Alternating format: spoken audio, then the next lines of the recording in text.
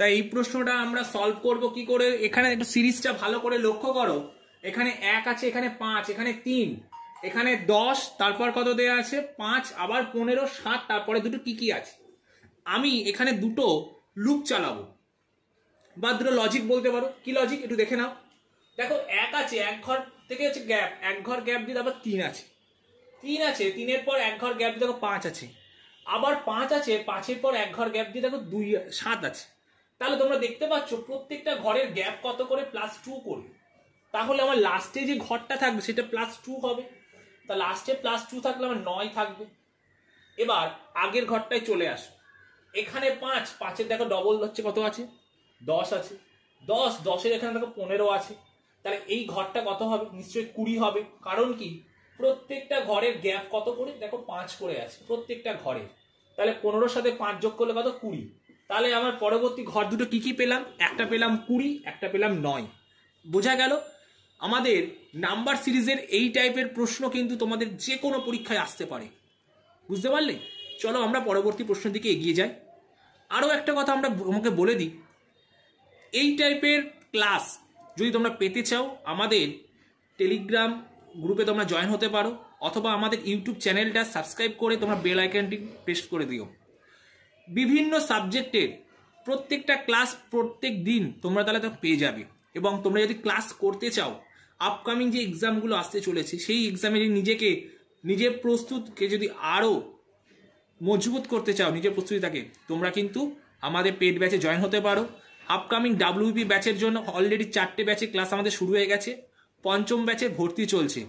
বিস্তারিত জানতে তোমরা আমাদের স্ক্রিনে যে হোয়াটসঅ্যাপ নাম্বারটা দেওয়া আছে সেই নাম্বারে একবার মেসেজ করে নিও, ঠিক আছে। চলো পরবর্তী প্রশ্নের দিকে যাওয়া যাক। 12, 5, 49, 15, 7, 64, 17, 8, তারপর কোশ্চেন চিহ্ন। এই কোশ্চেন চিহ্নের জায়গায় কি বসবে, তোমাদের 4টে অপশান কি দিয়েছে, 80, option B 81, option C 82, option D হচ্ছে 90। এই 4টে তোমাদেরকে অপশান দিয়ে দিয়েছে। তাহলে 12, 5 কোশ্চেন, 12, 5, 49 এর মধ্যে রিলেটেড কি তোমরা কিছু পাচ্ছ একটু ভালো করে তোমরা দেখো। যারা একটু স্কোয়ার কিউব, যাদের ডেপথ ঠিক আছে, তারা কিন্তু খুব ইজি এক চান্সে ধরে ফেলবে এগুলো। তাহলে 12, 5 আমরা যদি এই টাইপের দেখো যোগ বিয়োগ করে আমাদের কিছু আসছে না, তাই তো, যোগ বিয়োগ করে আমাদের কিন্তু কিচ্ছু আমরা পাচ্ছি না। কিন্তু দেখো এই 12 থেকে যদি আমি 5কে বিয়োগ দিই আমি কত পাবো 7, কিন্তু আমার এখানটায় কত দেওয়া 49 দেওয়া। তাহলে 7-এর স্কোয়ার করলে আমরা কি পাই দেখো 49 পাই। আমি সম্পর্কটা তোমাদের বোঝাতে পারলাম কি করলাম, 7-এর স্কোয়ার করে দিলে 49। তাহলে আমরা দেখতে পাচ্ছি কি লজিকটা এলো, এটার থেকে এটাকে বিয়োগ করলে যে বিয়োগ ফলটা পেলাম তার স্কোয়ারকে এখানে বসিয়ে দেওয়া আছে। তাহলে 15 থেকে 7 বিয়োগ দিলে 8 হয়, 8-এর স্কোয়ার দেখো 64, 17 থেকে 8 বাদ দিলে কত হয় 9। এবার 9-এর যদি স্কোয়ার করি আমি কত পাবো 81 পাবো। অপশান 4টের মধ্যে কোথাও কি 81 আছে, হ্যাঁ আছে। কোথায়, অপশান বি। যারা যারা অপশান বি বলছিলে তাদের উত্তর ঠিক আছে। এই কোশ্চেন চিহ্নের জায়গায় আমার উত্তর বসে যাবে 81। বোঝা গেল লজিকটা। চলো পরবর্তী প্রশ্ন। ওয়েলকাম ডিয়ার স্টুডেন্টস, তোমরা দেখছো তোমাদেরই প্রিয় YouTube channel the Bengali knowledge academy. আজকে চলে এসেছি রিজনিংয়ের আরও একটি নতুন প্র্যাকটিস ক্লাস নিয়ে। যে টাইপের প্রশ্নগুলো তোমাদের রিজনিং থেকে বারবার পরীক্ষায় আসে সেই টাইপের কিছু প্রশ্নপত্র নিয়ে আজকে প্র্যাকটিস ক্লাসটা। আশা করি তোমাদের ক্লাসটা প্রত্যেকের ভালো লাগবে। ভিডিওটা স্কিপ না করে প্রথম থেকে শেষ অবধি প্রত্যেকের ক্লাসটা থেকো, এবং প্রত্যেকটা প্রশ্নের সঠিক উত্তর তোমরা করতে পারলে নিচে কমেন্ট সেকশানে আমাদের জানিও। আর আজকের ক্লাসটা তোমাদের কেমন লাগছে অবশ্যই কিন্তু নিচে কমেন্ট করে জানাবে। আজকের প্রথম প্রশ্ন তোমরা দেখতে পাচ্ছ, ইংরেজি বর্ণশ্রেণী অনুযায়ী যদি সাজালে লিখলে পরপর সিরিজ যে 4টে অপশান দিয়েছে কোনটা আমরা পাবো। মানে আমাদের এই টাইপের প্রশ্নগুলো আমাদের খুব একটা আসে, মানে একটা দুটো করে প্রত্যেকটা পরীক্ষায় এসে থাকে। আমাদের ইংলিশ ডিকশনারি দেখতে হবে, যে ডিকশনারি দেখা প্র্যাকটিস করতে হবে, কারণ ওখান থেকে প্রশ্ন তুলে দিচ্ছে সাম্প্রতিক। তাহলে ইংরেজি ডিকশনারি যদি আমরা ইউজ করি পরপর 4টে ওয়ার্ডকে কোনটাকে আগে পাবো কোনটাকে পরে পাবো সেইটা আমাকে সাজিয়ে এখানে লিখতে হবে। তাহলে ইংরেজি ডিকশনারি যদি আমরা ইউজ করি, দেখো সবার ফার্স্টে যদি আমি লেখা শুরু করি, বি এ সি প্রত্যেকটাই আমার আছে। তাহলে বিএসি আমি কোথা থেকে এলিমিনেট করতে পারছি না। বিএসি, তারপর তোমরা বলো যে এইচ আগে আসে না টি আগে আসে না কে আগে আসে? স্যার নিশ্চয়ই এইচ আগে আসে। তাহলে এইচ দিয়ে শুরু যেই করব, আমার অপশান এ দেখো প্রত্যেকটাতেই আমার 1 করে আছে, তাহলে 1 চলে এলো আমার আগে, ঠিক আছে। এবার বিএসি, তারপর টি আগে আসে না কে আগে আসে? স্যার কে আগে আসে। তাহলে 2 নাম্বারটা যখন দেখো, তাহলে এই দুটো আমার এলিমিনেট হয়ে যাচ্ছে, এটা আর এটা পড়ে থাকলো। এবার তাহলে কি আসছে? বিএসি কে দিয়ে শুরু হচ্ছে। এবার বিএসি কের পর বি, আচ্ছা বি খুব নিয়ারেস্ট, দেখো এই দুটো দেওয়া আছে। এবার বি এর পর আই আগে আসে না ও আগে আসে? স্যার আই আগে আসে, তারপর ও হয়। তাহলে এটা 4 নাম্বার, তারপর এটা 3 নাম্বার, এটা লাস্টে 2 নাম্বার পড়ে থাকলো, এইটা ব্যাকটেরিয়া। তাহলে এটা দেখতে গেলে তোমার আসছে সিরিজটা 1 4 3 2। 1 4 3 2 কোথায় আছে? অপশান 4-এ আছে। তাহলে প্রথম প্রশ্নের সঠিক উত্তর কি হয়ে গেল? অপশান 4। ঠিক আছে, চলো পরবর্তী প্রশ্ন। পরবর্তী প্রশ্ন তোমরা দেখতে পাচ্ছ, শুভ পূর্ব দিকে মুখ করে দাঁড়িয়েছিল। প্রথমে সে 90 ডিগ্রি অ্যান্টি ক্লকওয়াইজ ঘুরলো, মানে সে ঘড়ির কাঁটার বিপরীত দিকে ঘুরলো। তারপর সে 135 ডিগ্রি ক্লকওয়াইজ ঘুরলো। সে এখন কোন দিকে মুখ করে দাঁড়িয়ে আছে? তার ডাইরেকশন টেস্টে যদি এই টাইপের প্রশ্ন আমাকে দেয়, আমরা কি করব? ফার্স্টে আমরা দেখো নর্থ সাউথ, এটা কি নর্থ, এটা সাউথ, এটা ইস্ট, এটা আমার ওয়েস্ট। তাহলে সে প্রথমে এইদিকে মুখ করে দাঁড়িয়েছিল, বাট এইদিকে মানে পূর্ব দিকে আমার সূর্য দিকতে ওঠে। এবার সে যদি 90 ডিগ্রি অ্যান্টি ক্লকওয়াইজ ঘোরে, তাহলে ঘড়ির কাঁটার বিপরীত মানে এই দিকটা, সে এখন নর্থে চলে গেল, তাই তো। এবার তারপর 135 ডিগ্রি সে ক্লকওয়াইজ ঘুরছে, তাহলে 135 ডিগ্রি ক্লকওয়াইজ ঘোরা মানে এটা তো 90 আর এটা এরকম।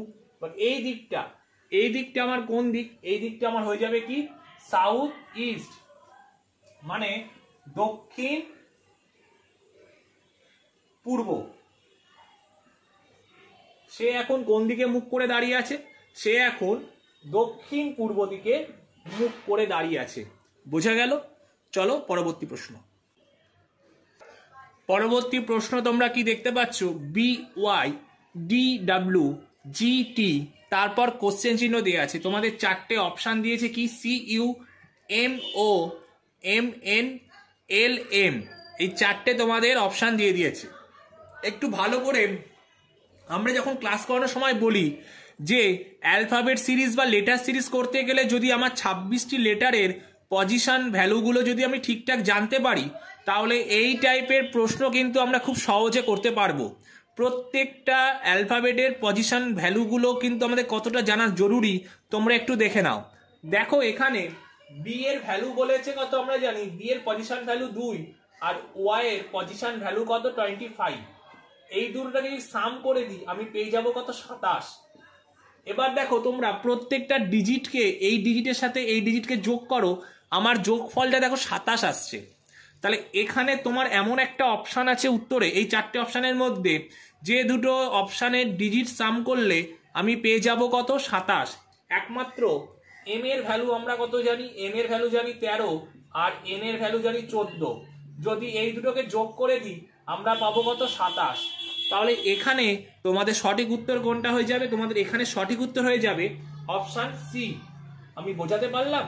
আমরা কেন বলি যে রিজনিং এর সবসময় লেটার সিরিজ বা অ্যালফাবেট সিরিজের যে চ্যাপ্টারটা আছে, আমাকে অ্যালফাবেট এ থেকে জেড অবধি পরপর যেমন জানতে হবে, তারপর তাদের পজিশন ভ্যালুগুলোকে কিন্তু প্রত্যেকটা জানা দরকার। ঠিক আছে, চলো পরবর্তী প্রশ্নের দিকে যাওয়া যাক। আজকের পরবর্তী প্রশ্ন কে দিয়েছে? একটি বিদ্যালয়ে 53 জন ছাত্রের শ্রেণীর সুমিতের স্থান প্রথম থেকে 19তম, তাহলে শেষের দিক থেকে সুমিতের স্থান কত? খুবই সহজ একটা প্রশ্ন।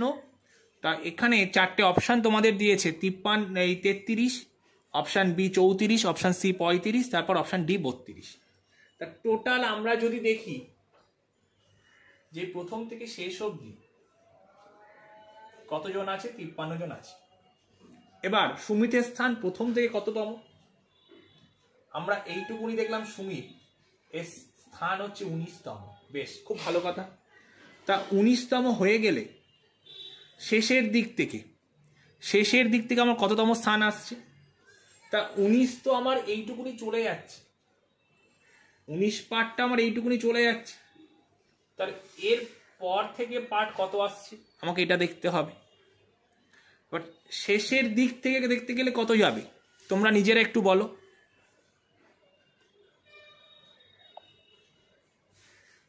শেষের দিক থেকে যাবে, দেখো এখান থেকে এইটুকুনি, মানে আমি বলতে চাইছি সুমিত অবধি। তাহলে সুমিতের আগে অবধি কতজন আছে? 18 জন আছে। সুমিতকে ধরলে 1 তো, তাই না? সুমিতকে ধরলে 1। তাহলে শেষের দিক থেকে যদি আমি এটা কাউন্ট করি, মানে সুমিতের পর থেকে যদি আমি কাউন্ট করি, সুমিতের পর থেকে, তাহলে 53 থেকে 19কে বাদ দাও। 53 থেকে 19কে বাদ দিলে কত আমরা পাচ্ছি? এখানে পাবো হচ্ছে 4, এখানে পাবো হচ্ছে 3। এবার সুমিতের পর থেকে যদি বলে, সুমিতের পর থেকে দেখো 34 জন। এবার লাস্টের দিক থেকে সুমিতের আগে অবধি পেলাম 34, লাস্টের থেকে সুমিতের আগে অবধি পেয়ে গেলাম কত? 34। এবার সুমিত যে ব্যক্তিটা, ওকে তো ধরতে হবে, তার সাথে প্লাস 1 করে দাও।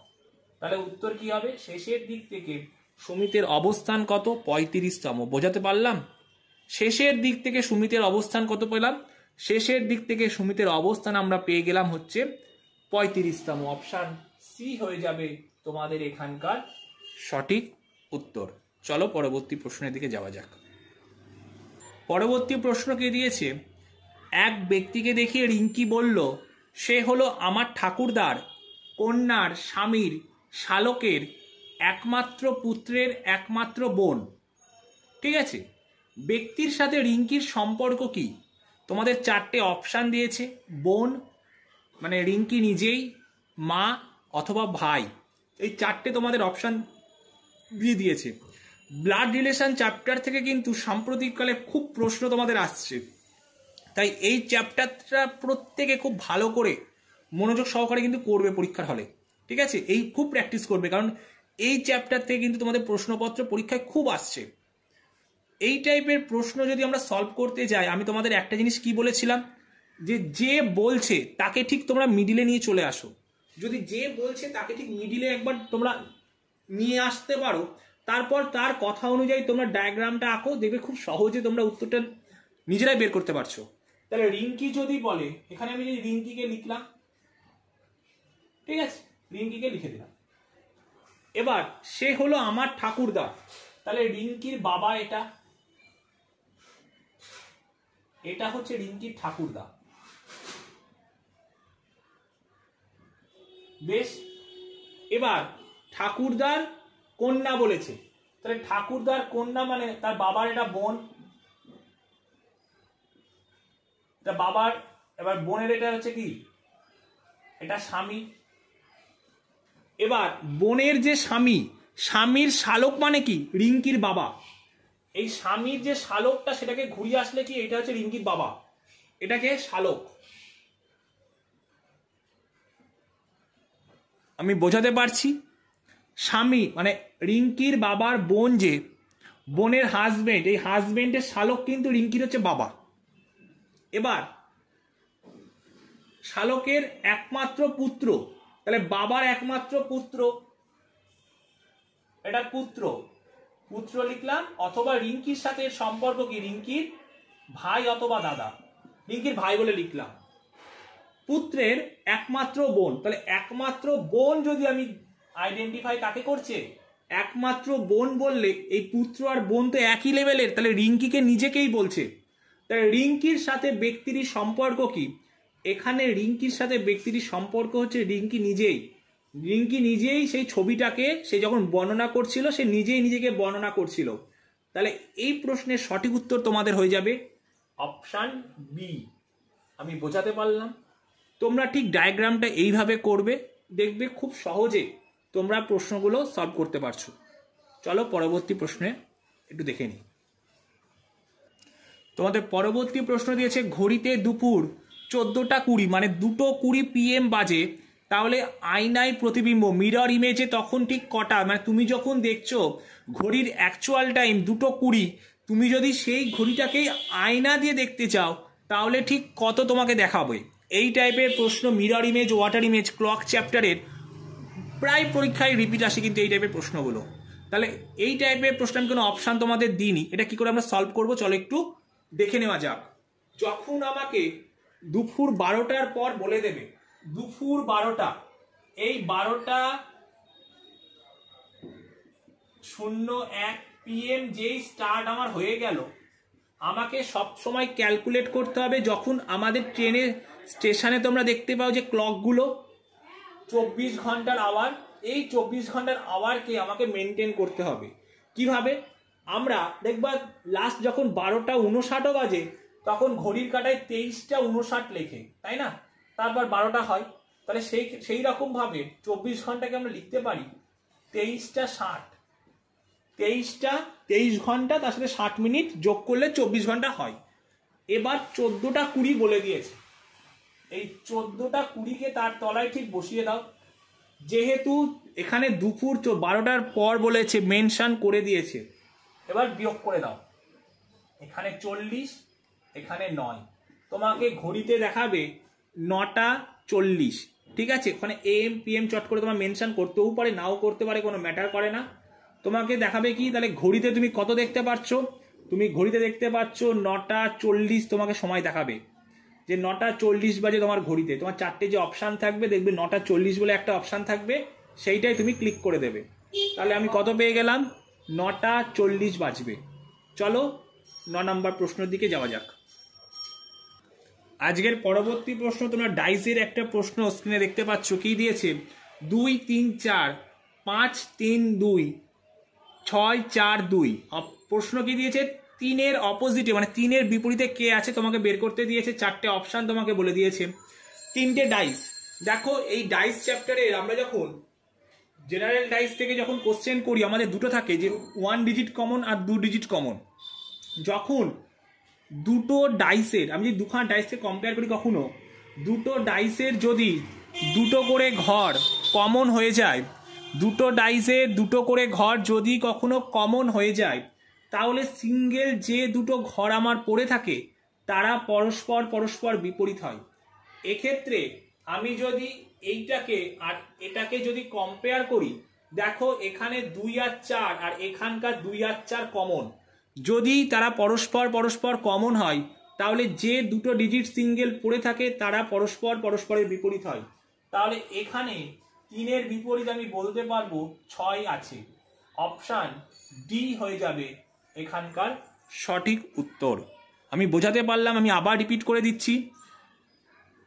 জেনারেল ডাইসের ক্ষেত্রে যদি দুটো ডাইসকে পাশাপাশি রাখো, যদি দুটো করে ঘর কারোর সাথে কারোর কমন থাকে, তাহলে যে সিঙ্গেল যে দুটো ঘর পড়ে থাকে তারা পরস্পরের বিপরীত হয়।